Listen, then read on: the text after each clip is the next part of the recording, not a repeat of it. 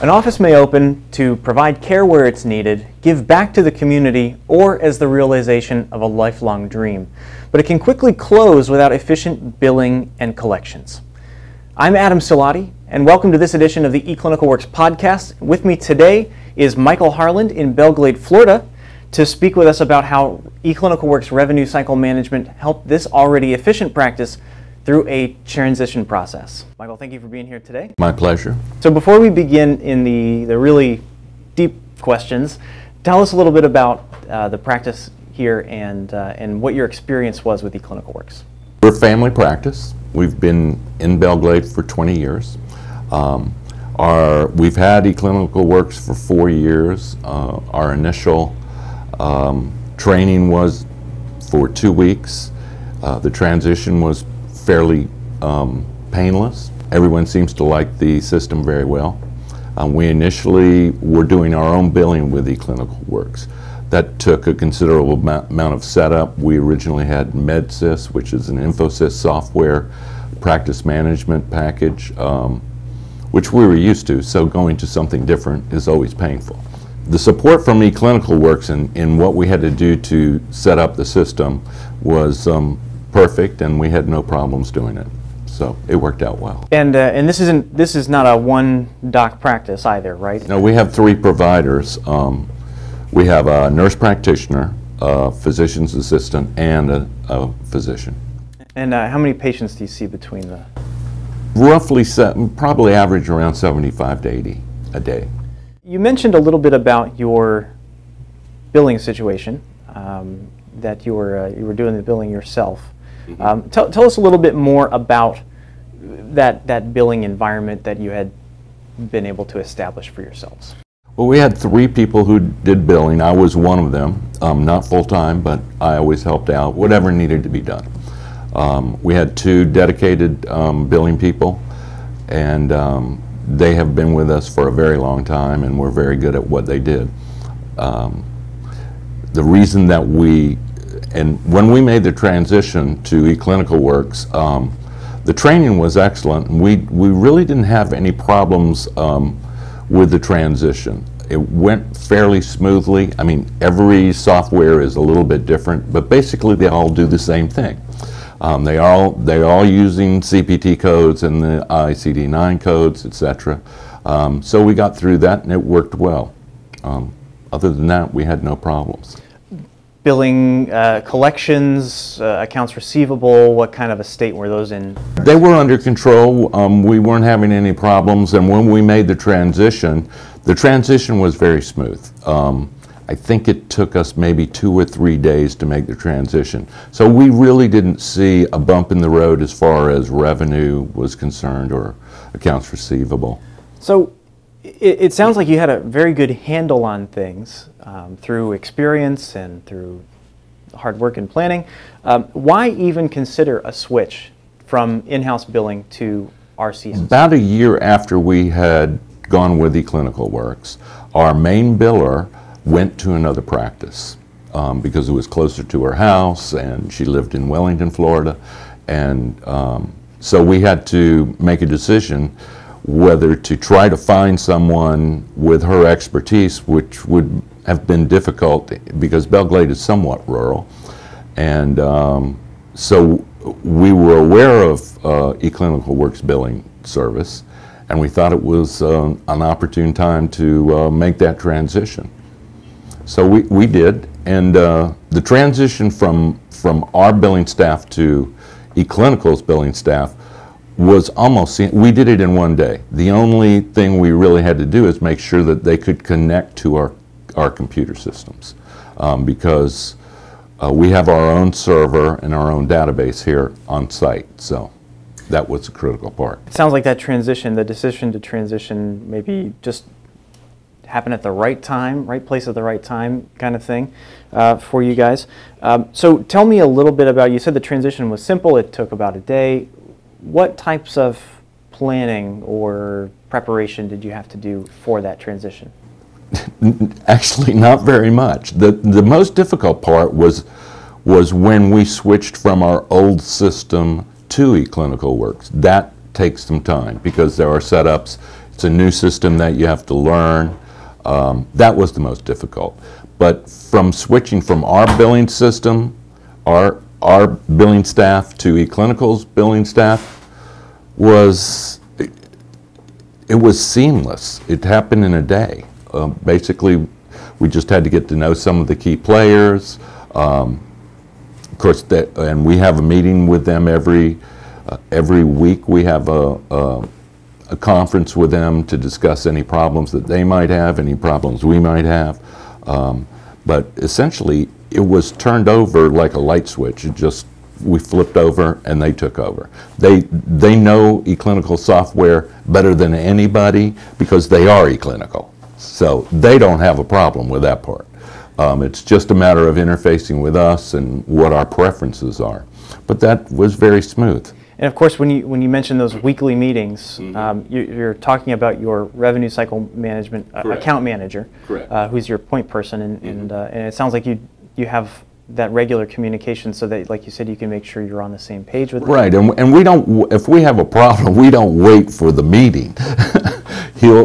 Typically we talk to him via emails. They're very responsive. Things get done even before he has a chance to tell me that it's done. I can tell that it's done. They're very responsive. They'll do things immediately, if not sooner. Now, how would you know that something has been fixed without talking to somebody or without getting an email? If there was a problem with a particular patient account and something had to be adjusted or whatnot, and I accidentally for some reason went into the account and it's already fixed, and I haven't even gotten the email yet. That's the kind of thing, the responsiveness is like that. So it sounds like that's taking out some sort of a middleman process where the RCM team can directly make the changes that are necessary in your system. They can, but they typically do go through the RCM, so everybody's on the same page and everybody knows what, the right and left hand are doing, so, yeah. Of course, always key, that communication. Yeah. Tell us about some of the tools that you get along with RCM. One thing that I was impressed with was the EBO reports. There are so many permutations of ways to look at that. We actually had to be trained just on the reports and let them know. Well, and we did this before we switched to RCO. This is when we were doing our billing. We were trained on those reports and said, well, this is exactly the kind of report we want. We wanted to do this, this, and this is the kind of data. And they would pick it out and they would find the reports for us, and we've continued to use those reports. So you're mentioning those reports. Are there any that stand out, any that are very valuable to you? Or that? Well, the ones that we run every month are the financial analysis by CPT code for all of the insurance carriers and by claims. Accounts receivable, of course, is always important. Those are the routine reports that we do. Also, revenue by provider, how many patients they're seeing, what's their average, what insurance companies are we seeing the most, that kind of stuff. And does RCM run any of these reports for you, or you? They do, but and I'm sure this is true with every practice has their own way of looking at their data that they're used to. They like to see it that way, or the doctors demand that they see it that way. We customize ours to a large degree to what the doctors would like to see. Now, we talked very, very briefly about your situation before RCM. You said that things were as they should be expected. No huge crises, no fires to be put out on a regular basis. What does it look like now that you've been using RCM for a while? We really haven't seen much of a difference. What I think I mentioned to you earlier that one of the benefits, which was not obvious to us when we switched, because we had our billing service in-house, if we had people out at check-in or at checkout or answering the phones, the first people that would get pulled from would be the billing staff. They would always have to fill in for them. With our billing staff with eClinicalWorks, you can't get to the billing people. They work on billing 100% of the time, all day long. So that is an unseen advantage. We saw no change one way or the other as far as how claims were processed, the timeliness of claims being processed, the error rate. The error rate may have gone down a little bit, and the accounts receivable basically stayed the same. So we didn't see any increase, decrease whatsoever. And we thought that we handled our accounts receivable fairly well, better than the average. Is that disappointing at all? Because I feel like a lot of practices might have the hopes that a service like this will really drastically improve their processes. We were happy that they stayed the same because ours was pretty good to begin with. We were fearful that our accounts receivable would go up, and it didn't. So for us, it was a good thing. With all this in mind, what advice might you give to a practice that's considering something like a remote billing service or the eClinicalWorks revenue cycle management? If they are already using eClinical's billing in-house, transitioning is a walk in the park. It is so easy, it will scare you. It's like flipping a light switch, like I said. You can be doing billing on Friday, and Monday you can go to eClinical, and it's that fast. They already know the software. All you have to do is make sure that they have a connection to your computer. And eClinical is on the cloud, so most of your clients wouldn't even have to worry about that. So a transition from an in-house billing staff to eClinicals, it's incredibly easy. Well, Michael, thank you so much for your answers and for being honest with us. We're going to be right back with an interview with Dr. Martin Harland. eClinicalWorks offers a variety of services for you to take advantage of EBO in your practice as part of its professional services umbrella. If you are a practice looking to get started with EBO, make sure to take advantage of the free EBO webinars on navigation, practice management, and Query Studio offering. Once complete, look up the EBO class schedule in Westboro and regional offices to take your reporting skills to the next level. If you are a practice that is looking for a one-time engagement with a report expert, consider engaging with a member of the analytics team to solve your unique pain point. If you are a practice that is looking for a comprehensive engagement with a reporting consultant assigned to your account that includes discovery, report authoring, on-site training, talk to your account manager about full suite analytics services. Help eClinicalWorks unlock the value of the data stored in your eClinicalWorks database by using EBO to its full potential. Reach out to your account manager or visit my.eclinicalworks.com for more information. Welcome back to the eClinicalWorks podcast. I'm Adam Siladi, and joining me is Dr. Martin Harland. Welcome to the show. Thank you. So we wanted to get a little bit of a perspective from the provider in the practice on RCM services. Do you have much of a perspective, or is billing something that is in the wings and off backstage? Well, I own my own practice, and that means that I have to look at everything from the revenue coming in to the revenue going out. And so collecting money is a big part of the practice, and it is usually the most expensive of my employees besides doctors and nurse practitioners. So we got into RCM because our overhead was high, our collections were low, and we needed some staff changes. Instead of replacing some very important high-paid billing staff, we decided to subcontract out, and it turned out to be one of the best things that ever happened. Well, let's explore why. What reasons made it the best choice? Billing in medicine has changed so drastically over the last 4 or 5 years, maybe we could call 8 years. And so as things change, you have to keep up with the education.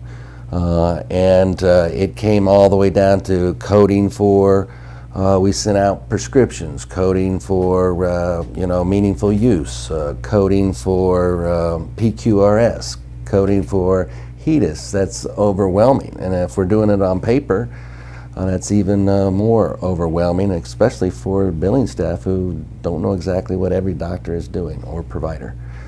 So with the electronic records, it's right there, and it engaged the doctors and made our billing more precise and collections better. So you mentioned some financial benefits in terms of reducing staff and overhead in that regard.